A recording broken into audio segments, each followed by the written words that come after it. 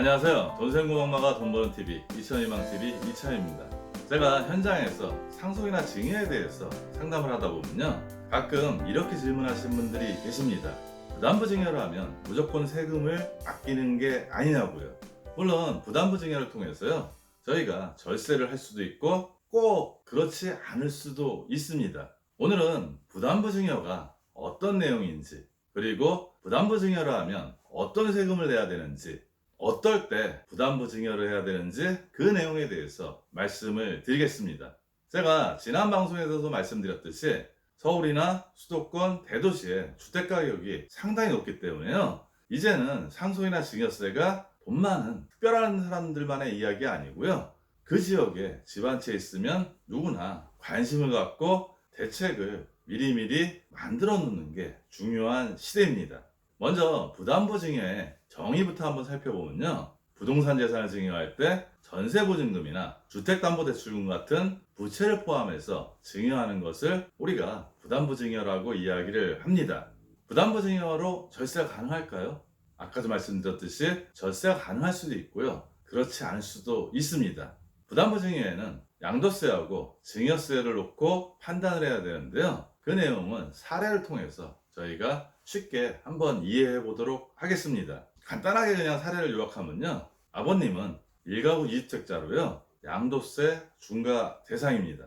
아들은 청년인데요, 지난 10년간 한 번도 증여받은 적이 없기 때문에 성인 자녀 공제 한도인 5천만 원까지 최대로 증여공제를 받을 수 있습니다. 아버님이 아들에게 증여하려는 주택은요, 구입할 때 가격이 3억이었고요 현재 시가가 7억입니다. 그 7억의 주택에 현재 전세보증금이 4억, 그리고 주택담보대출금이 1억이 설정이 되어 있습니다. 이럴 때 아버님하고 아들하고 각각 세금을 내야 되는데요, 아버님은 전세보증금 4억하고 주택담보대출금 1억에 대한 양도세를 내셔야 되고요, 아들은 무상양도 받은 2억에 대해서 증여세를 내야 합니다. 그러면 부친은 어느 정도의 양도세를 내는지 그 내용을 간단하게 살펴보면요, 일단 구입가격이 3억이고 현재 시가가 7억이기 때문에 양도 차익 가격은 4억이 됩니다.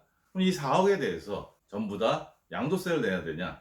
그건 아니고요, 양도 차익 4억이 대상이 되는 건 맞는데요, 7억에 대한 전체 지분이 아니고 7억 중에 전세보증금 4억하고 주택담보대출금 1억을 더한 비율만큼만 세금을 내게 되고요, 여기서 양도세 공제라든지 비용이라든지 각종 공제를 제하고요, 양도세율을 곱해서 세금을 내게 되는데요, 지금 1가구 2주택자에 대해서는 양도세 중과가 적용되기 때문에요, 이 세율이 상당히 높습니다. 그 부분은 반드시 먼저 확인해 보실 필요가 있습니다. 아들 같은 경우는 당연히 증여세가 발생하는데요, 일단 무상증여 금액은 2억이 됩니다. 여기서 청년인데 지난 10년 동안 아버님으로부터 증여받은 자산이 아무것도 없기 때문에요, 최대 한도인 5천만 원까지 공제를 받을 수가 있습니다. 따라서 증여세 대상 금액은 1억 5천이 되고요, 여기에 증여세를 곱한 다음에 누진공제액을 빼주면요, 증여세 금액이 산출이 됩니다.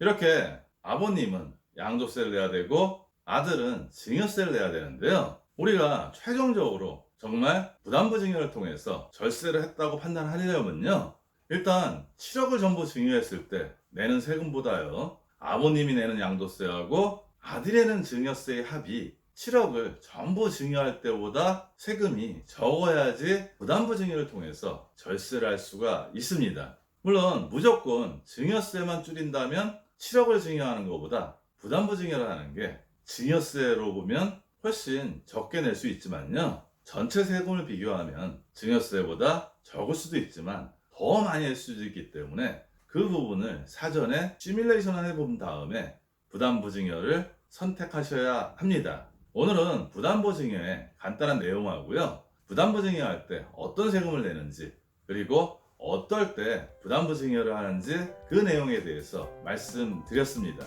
다음 방송에서는 제가 부담부 증여를 할 때 유리한 케이스하고요, 불리한 케이스 두 사례를 준비해서 여러분들에게 계속 상속이나 증여에 대한 이야기를 이어가겠습니다. 오늘 내용도 도움이 되었으면 좋겠고요, 오늘도 행복한 돈 관리 되세요.